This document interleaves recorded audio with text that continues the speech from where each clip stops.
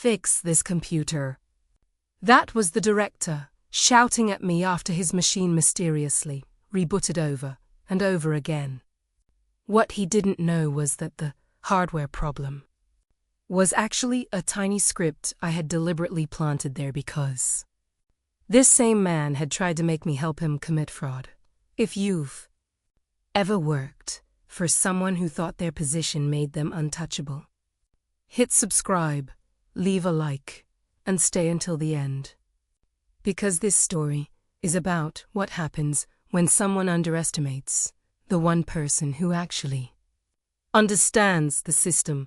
I was a system administrator at a company, and being the domain administrator came with a pretty unusual level of access.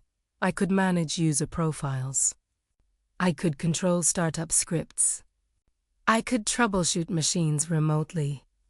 In simple terms, if the company's computers were an office building, I had keys to almost every room, and that access was supposed to be used responsibly most of the time.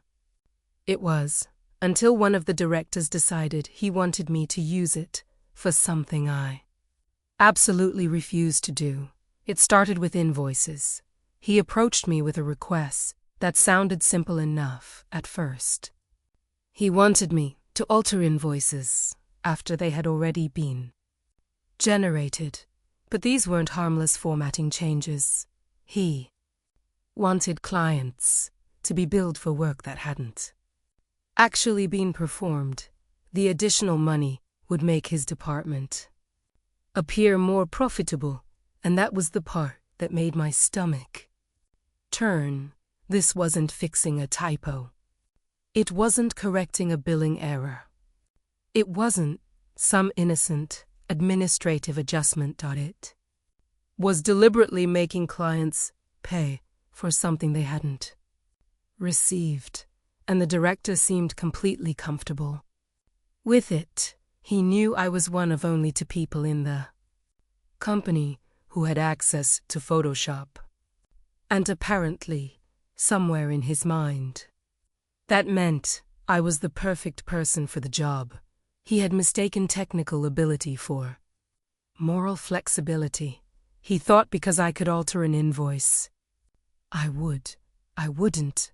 I remember the feeling of sitting there listening to him explain what he wanted. On the outside, I stayed professional. On the inside, I asked him to do this. I refused. I didn't yell.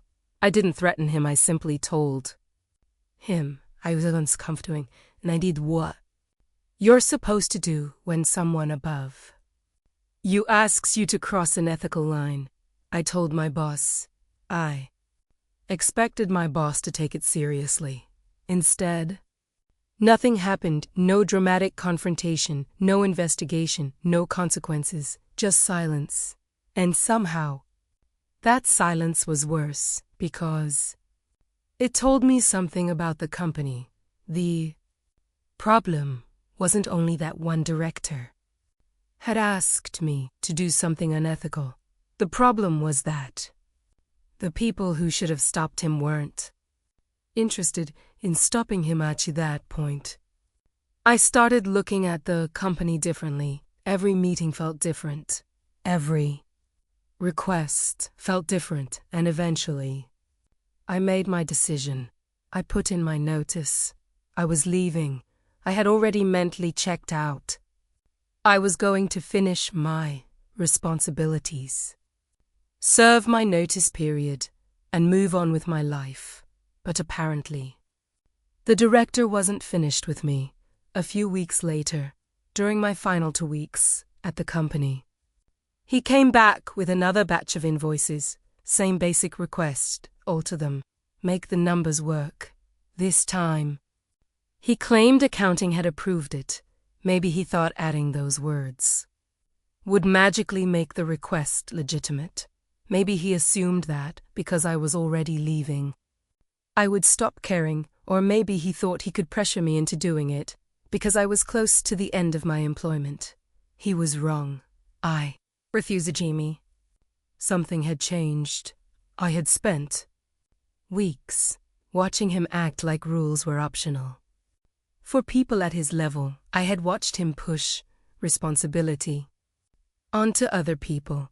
I had watched him assume that everyone around him would simply comply. And now, I had one thought that kept circling around in my head. If he wanted to make my final weeks miserable, maybe I could make his a little more interesting. Nothing destructive, nothing dangerous, nothing that would permanently damage his computer. Just a mystery, because I knew something he didn't. I knew exactly how his computer started up. I knew about Active Directory. I knew about user profiles. And I knew about startup scripts, so I wrote a simple batch script. Its purpose was incredibly straightforward. After his computer started, the script would wait for a random amount of time somewhere, between 5 and 10 minutes. Then it would reboot the computer. No warning, no obvious pattern, just a completely unexpected restart. And because the timing was random, it wouldn't happen immediately every time. Sometimes he'd get several minutes of normal compute. Suddenly, reboot. He'd log back in, work for a while, then reboot. The beauty of it was that it didn't look like an obvious attack. It looked like a problem, a frustrating, mysterious, possibly hardware-related problem. I added the script to his profile's startup configuration through Active Directory, and then I gave it the most boring file name imaginable, something like most updates, bad, nothing exciting, nothing suspicious, just another boring, technical-looking file that nobody would think twice about. The director already knew that I had access to everyone's machines. But knowing someone has access and knowing what they're capable of doing with that access are two completely different things, and he had no idea what was happening. The first reboot probably confused him. The second one annoyed him. By the third, he was probably starting to suspect something was wrong, and after around 5 random reboots, he finally called me into his office. Can you fix this? Of course I could. That was the funny part. I knew exactly what was causing it, but I wasn't going to tell him. I walked into his office and looked at the computer. The screen was probably exactly what you'd expect from a machine that had just restarted. Unexpectedly, nothing dramatic, no obvious error message, no smoking wires, no broken hardware, just a computer that seemed to have developed an irritating personality. The director had gone to lunch, leaving me alone with the machine, and that's when I performed what may have been the most advanced troubleshooting procedure in the history of corporate IT. I sat down, I stared at the screen, and then I ate his Skittles for approximately 5 minutes, one after another, just sitting there, eating candy, pretending to investigate. I could practically imagine the thought process he would have had if he'd walked back into the room. Is he checking system logs? Is he running diagnostics? Is he looking at hardware temperatures? Is he checking the operating system? No, I was eating Skittles. Eventually, I told him I'd keep an eye on it. That was it. No grand explanation, no confession, no smug announcement. Just, I'll keep an eye on it. And somehow, that was enough. He never figured it out. That's what made the whole thing so satisfying. He had spent so much time assuming that everyone else was less informed than he was. He had assumed he could tell me what to do. He had assumed his authority would make me comply, and now his computer was randomly rebooting. And he couldn't figure out why. The funniest detail came afterward. My own IT manager didn't even understand what startup scripts were, so the little file named something boring like CMOS updates. That was enough to fly completely under the radar. Nobody connected the dots. Nobody discovered the cause. And eventually, I left the company. I walked out knowing I didn't have to deal with that director anymore. No more questionable invoice requests. No more awkward conversations. No more pretending that everything was normal.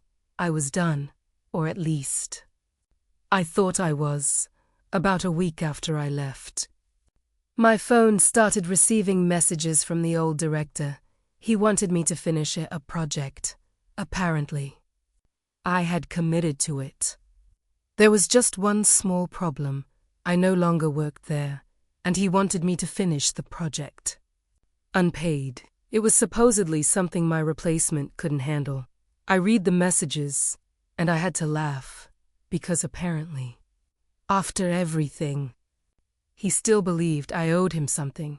The same person who had tried to pressure me into altering invoices was now contacting me after I'd left, expecting free work because his replacement couldn't figure something out. But this chimney. I didn't argue. I didn't explain. I didn't negotiate. I simply ignored the messages. Then I blocked his number and moved on. That was the real ending, not some dramatic confrontation, not a screaming match, not revenge that destroyed someone's career, just freedom. He had tried to use my skills for something unethical. I refused. He ignored my concerns. I resigned. Then, during my final days, I gave his computer a tiny problem that he couldn't explain, and after I left, he still thought he could summon me back to solve his problems for free. He couldn't. The most satisfying part wasn't even the random RBNG. It was realizing that I didn't need his approval anymore for a long time. People like that can make you feel powerless. They have the title, they have the authority. They sit in the office while everyone else follows their instructions. And when they tell you to do something, they expect obedience instead of questions. But sometimes the strongest response isn't fighting them. Sometimes it's simply refusing to become the person they want you to be. I left with my conscience intact. He was left with a computer that mysteriously restarted itself, and a project nobody wanted to finish, and somewhere in the company's unofficial IT history, one legendary little file continued to exist in spirit forever. Perpetual reboot insanity.bat. Abe, the greatest corporate troubleshooting mystery nobody ever solved. And honestly, sometimes the sweetest revenge isn't watching someone lose everything. That sometimes it's simply walking away knowing they can no longer control you. If you've ever dealt with a boss who thought their title made them invincible, tell me in the comments, would you have refused the invoice request too? And if you enjoyed this story, hit like, subscribe for more Reddit revenge stories, and share this with someone who has ever had to deal with an impossible boss. Because sometimes justice doesn't need a courtroom. Sometimes it just needs a startup script.